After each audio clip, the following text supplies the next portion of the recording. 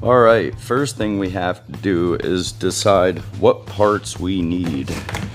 So, I know we need the electric start kit.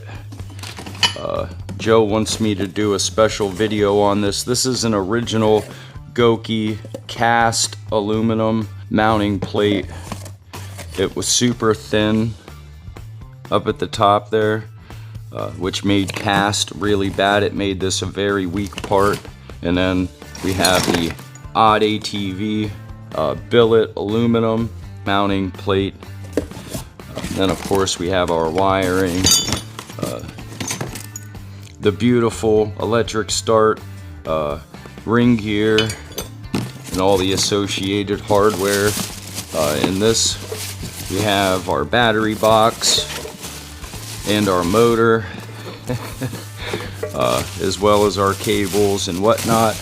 We will be installing a EGT, which is in this box. We need to dig through, find all the hardware for the electric start kit and everything else, and the wire harness, so we can go ahead and drop all that,